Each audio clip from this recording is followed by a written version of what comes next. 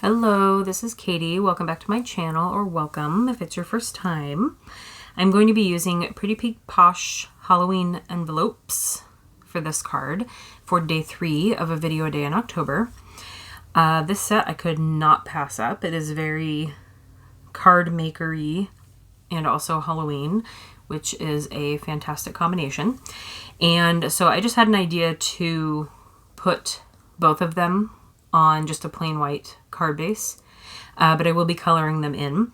And then also some of the items like candies and the little tiny ghost and the 2 tiny bats as well, to kind of fill in the space around it. I'm going to kind of tilt them a little bit. And then I'm using my Memento Tuxedo Black ink and doing a couple go-arounds with my pressure pal and my mini Misty here. The first one with this ink, this is a relatively new ink. I bought it, I haven't used it a whole lot since I bought it, but I bought it the end of last year before my no-buy, which I've already filled at. And it's still pretty wet. So the first go-around, and I didn't even clean the stamps, those were just brand new, was pretty good. I just wanted it a little bit darker, so I just do a light second coat. And the Misty and the pressure pal make that really easy. So there is that. And then I came up with a Copic color combo, which is rare for me. I usually grab my tri-blends or something else that's easier.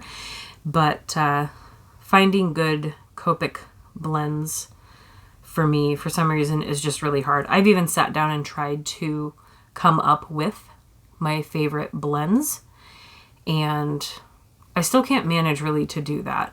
It's hard to explain, but I will try to work on that because I have many Copics and I should probably use them before they dry out. So I'm going to be doing 1 envelope orange and 1 envelope green. And I knew that I wanted they're going to be 2 different greens, but I wanted the Frankenstein monster face to kind of pop with the envelope that he's in. So I decided to make this one orange and that one green. And I don't know about a light source per se, but I'm trying to kind of flick out my colors from the corners or where I think there might be shadows, things like that. So in the upper portion of the envelope, just kind of filling out those lines with the second color.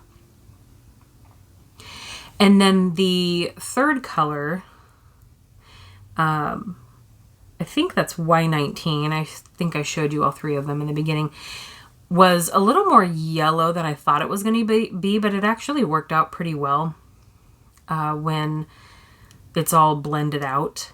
For the green one, I use a tri-blend, which has the nub or the nib tip, which is a little harder for blending in larger areas.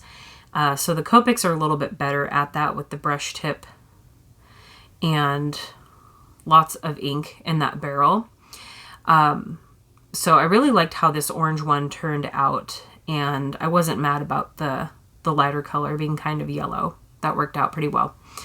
On the tri-blends, when it comes to the green blend, because the tri-blends are 3-in-1 marker, they are long markers, but the barrel, I'm having to remind myself here the order of color on the candy corn because I will never remember it.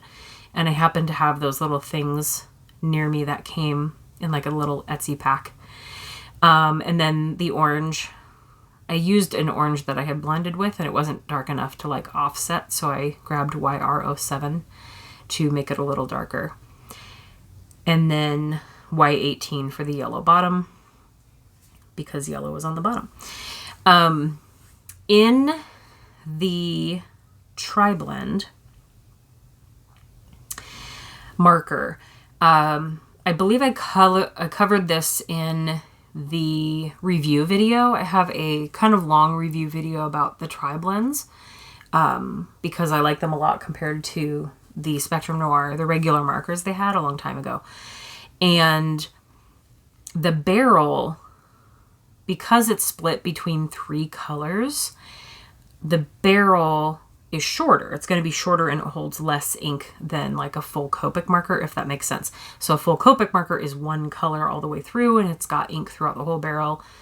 It's got refills. I think the Spectrum Noir Tri-Blends might have refills by now. I'm not up on that because I haven't needed to. I've bought like a couple replacement markers, but I haven't needed to refill any of them yet, so I'll look into that. But the barrel, because there are 3 different shades, the light shade in the Tri-Blend is the longest barrel. So I will say like 60% of it is the light color, and then 20% and 20% are the mid and the dark. They expect you to and instruct you to color in your whole image. So let's say you have a round sun or something, and you color in the whole image with the lightest of the yellow Tri-Blend. And then you go in with the dark and you do some darkening, and then the mid and you do some mid darkening. And then you go in back with the lightest and kind of blend it all out. They expect you to use more of the light. So you can see here, hopefully, maybe how I'm holding it, how the barrel for the lightest color is longer and is going to have more ink in it. So they're expecting you to use more of the lightest shade, which is why it's like that. I can't really remember why I was explaining that to you, but if that makes sense. I guess because maybe they can feel a little bit dry. It could be the nib tip. They tend to get a bit squeaky, which is, it's probably good I'm doing a voiceover so you don't have to listen to that. When I was coloring in the envelope with the green that I choose, it does get a little squeaky when you're doing bigger areas. So it's not that it's dry necessarily. It could just be the style of the nib tip, and the brush tip maybe just can hold more ink. I don't know. I had talked about in a previous video, I think yesterday, one of these, yesterday or the day before, October 1st or 2nd, that Spectrum Noir came out with an extension on the Tri-Blends, like darker, even darker shades of some of the same names, but they were brush tip, which I haven't tried yet, but I'm going to assume that they probably come out a little wetter than the nib. So that's my only complaint, is that because I don't color like that, you can see how I'm coloring. I just go from dark to mid to light. I wish that there was just kind of an even amount of each, like split equally in thirds. I think they would last longer for me if that were the case. And I wouldn't mind a brush tip, but really I do reach for these a lot. And most of the time I am coloring in smaller images. I'm not coloring in such large areas like this. This kind of image is pretty different for me with all that white space on the envelopes. So I think here I was deciding, I was looking at my wall because I have all of the colors swatched out on images. So I was trying to pick the best green. This one looks, the dark part of it almost looks like an army green, but then the blend, it changes it a lot. And with this one, with this color and a handful of others that aren't the best combination, I still like them. They're just not like the perfect blend or anything like that. I tend to take the mid color and go over the dark again to help it blend a little bit better towards its lightest color, because this one goes kind of army green to more of like a lime, like a brighter green. It's kind of strange, but in that case I just take the mid color and go over the dark in total, like go over it fully, and then also help blend that, if you can see what I'm doing there. With most colors, I don't need to do that, but this one, because they're just kind of so different from each other, the end result isn't terrible, and it does work better in, again, smaller images when you're not coloring so much area. I still highly recommend these markers. I think they're great for people who are not professional blenders, people who craft on the go and want to just bring 48 markers with them instead of hundreds of Copics, and be able to have a 3-color blend in one marker. It just makes everything so much easier, and you also don't have to decide on your color blend, which I'm very bad at when it comes to Copics. I do need to work on that a little bit and figure out some better blends. But I still like these a lot, and I still reach for them a lot. So I'm probably going over the mid color, and trying to fill that in. No, I am going over the darkest as well. So even with the lightest color, I'm going back into the darkest in hopes that, you know, it doesn't look so army green by the time I'm done, because it does kind of end on a more lime note. But this is a lot more coloring than I'm used to. I think if I have enough different stamp sets to use a different one every day this month, but if I do reach for these again this month, I think I might try watercoloring, because I can definitely cover a lot more space with a color a lot quicker, and I think it might look a little bit better. Although the orange, just because the Copics kind of look a little bit neater on that one. But I think I want to watercolor these as well. So if I get around to that, I really do like these guys. So I cut those off camera. I think I pushed it a little bit, and so the bottom of the green one had a little extra white on the bottom, so I just used my scissors to trim off the excess so it looked a little more normal, like I had die cut it properly. And I know where I want to place them, and now I'm just kind of figuring out where to put a sentiment. I wanted to put it in the middle, like a trick or treat or whatever, in the middle, but I didn't want to tilt it, and there wasn't enough room. Like, I wanted to tilt the 2 envelopes, but I wanted the sentiment to be straight. There wasn't enough room to get the sentiment in the middle and straight.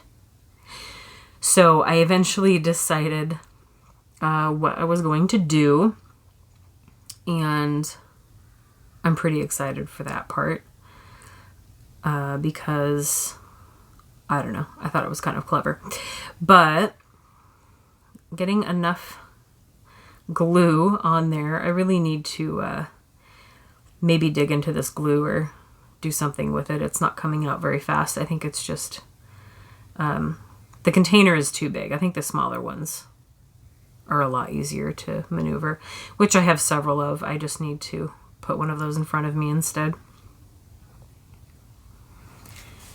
And then for the rest of the guys, I'm just kind of moving them around. So putting some of the candy up top, so it's kind of opposite, and then the spider and the ghost down near the candy envelope, and then each section gets a bat. And just kind of placing those around the background. I do realize that those are, it's an even number of items, but in this case it looks okay. And I was happy with it. And then for the sentiments, just to make it easier, I'm just going to put them on an acrylic block instead of positioning this card in my Misty and putting them on the Misty platform.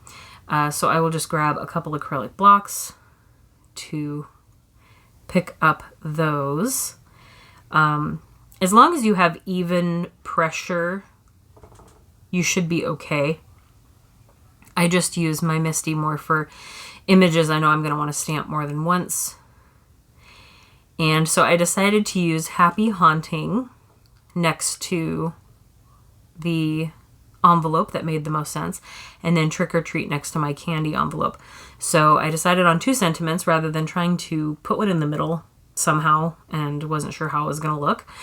And so I thought that looked kind of cute. I don't know if I've seen something like that before, and I don't know. I like how it turned out. So then I decided to use my Wink of Stella, make my ghosts sparkly, and my bats sparkly. And then I decided to go over with a white pen. So I am notorious for 2 things when it comes to using a white gel pen on a finished card. I will want to use it and totally forget to do it, mostly because I'm filming. I will totally forget to use it at all, and then the card kind of looks unfinished, and I really only remember that I didn't do it at all when I'm doing a voiceover or uploading the video, and then by then it's too late to show you. And then the other thing is smearing it with my hand. So I'm trying my best, because I see so many people, and I don't recall who at this point, but so many people in videos are just so haphazard with the white accents and just kind of willy-nilly drawing them on and not even like straight at all. It just kind of bugs me. So I'm trying to not only do them nicely, because I think you should do that, as if you care what you're working on, but I'm also trying not to smear what I've already done with my own hands. So I'm trying to kind of get the right spots done first, so I'm not swiping my palm or the side of my hand over everything I've just done, because smeared white gel pen really doesn't recover well. It just looks like smeared paint, and it kind of dries like that, and it doesn't look cute. So adding some accents without smearing them, remembering to, and there you go. That is day 3. Thank you for watching, and I will see you guys tomorrow for another video. Bye.